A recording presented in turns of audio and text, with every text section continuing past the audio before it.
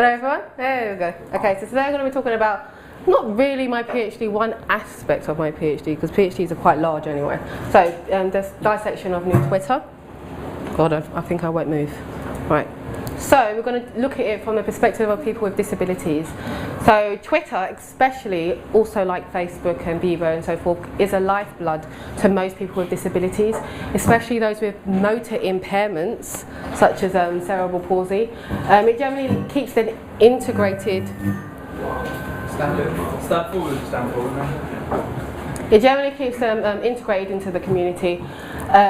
It's generally because they have mobility, access and natural speech impairments, so they tend to have problems using conventional communication methods such as face-to-face, telephone and text message. So one of my first questions was basically how people with cerebral palsy use online social networks, specifically Twitter in this instance, and how it impacts their communication with their friends and family. We won't be going into that, otherwise I'll be here all night. But in general, lots were found, but the most key things I found was that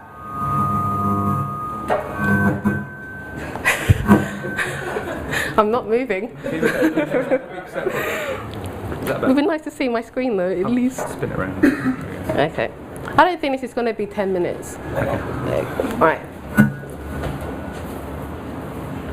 So yeah, the most key thing I found was that frequent and abrupt changes generally highly impacts people with not just cerebral palsy, but all people with most disabilities, and that's generally because of task relearning, personal and use confidence, an introduction of poor UI features. My God, Twitter introduced quite a few of those, and a removal of accessible features.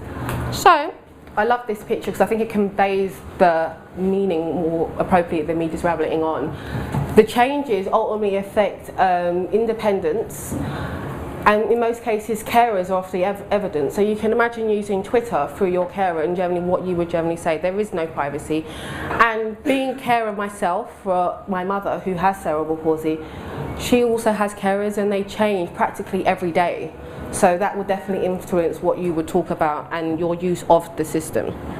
So I want to look at change approach and by live providers and basically see how it affected people and what they were actually using and the users' acceptance of that approach. And I happened to come across new Twitter, which I suspect most of you have actually experienced.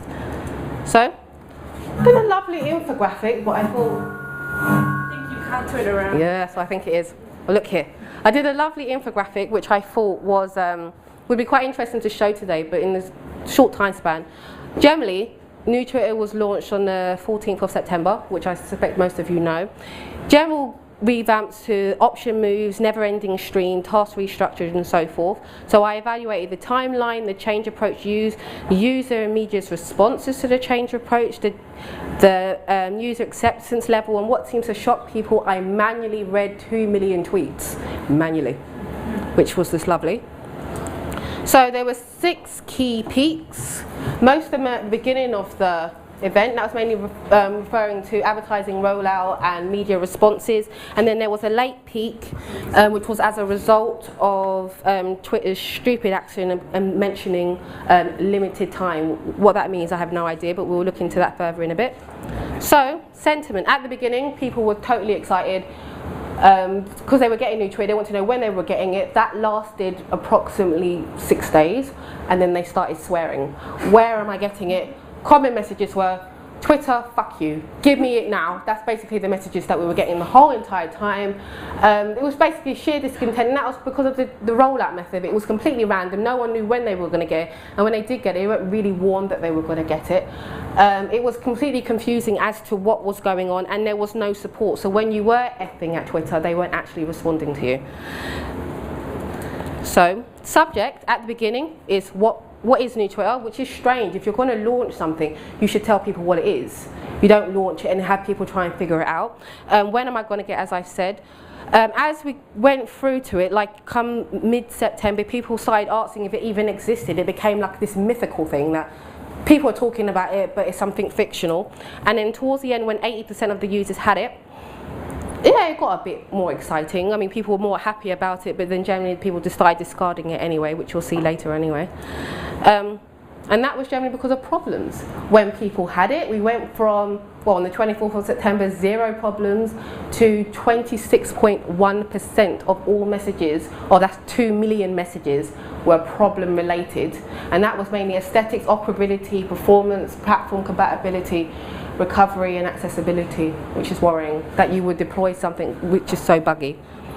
So their actions to this was to do nothing, and that was effective, as the chart shows, but then they opted to do something, and that was to tell users that for a limited bit of time you can only use old Twitter, and then you're going to have to use the buggy version that we provided, and that increased it to 30% non-acceptance. So this is the lovely approach I attempted to come up with of what they half-heartedly did. Basically tried to use Lewin's theory of change, going from unfreeze to persuade to refreeze, and then they got a bit funky and thought, let's just have 2 options, which was good, but to trail it out for 8 months is just ridiculous. And then now, well, as on the 25th of June, they've said that we will be automatically upgrading everyone to new Twitter very, very, very soon. So I'm not particularly sure what that means, because the original message said we're going to be uploading you very soon. So I suspect that adding 2 more very soons means like 3 months maybe. It's not really sure, which is added to more confusion. So, bad approach. And this is the kind of key responses I've got. This is one extract. So I've just spent 10 minutes trying to leave new Twitter. Fuck you. I don't mind change as long as it improves what's being changed, but new Twitter is shit. Twitter, do you know what you're even doing? So these were very common messages. Most of them, probably around 67.5 were extremely negative and had, yes, kind of swear words littered through them. So what should you do in general web development? Give your users knowledge of when the change is going to occur. Actively involve your users throughout the change, ask them what they want, what the problems are, and actually act on them straight away. Provide support throughout the whole entire thing. In Twitter's case, they didn't provide it until 2 weeks later, and then it became void, the website, so you couldn't even go to it again afterwards. So it was actually available for about 3 days, and then reappeared in December. Consult after the change so you can improve, so you don't go through these same pitfalls again. And that's generally because one person's view of a change would have ultimately impact a massive bubble of people. So I found that one person was highly negative and all his followers followed him. Do not roll out highly buggy services. I mean, I don't need to elaborate on it, I think this is damn obvious. Reduce the rollout time. So I think rollout is a good thing to do, but don't go further than 14 days. Provide both website A and website B, especially for people with disabilities who are using assistive technologies, because it gives them time to adapt. But don't keep it there for the 8 months Twitter has, because they're never going to adapt. They're just going to keep with the original version. And I think most importantly really is plan all actions carefully. Put yourself in the sandals, as it's hot today, of your users. So that's generally it. Any questions?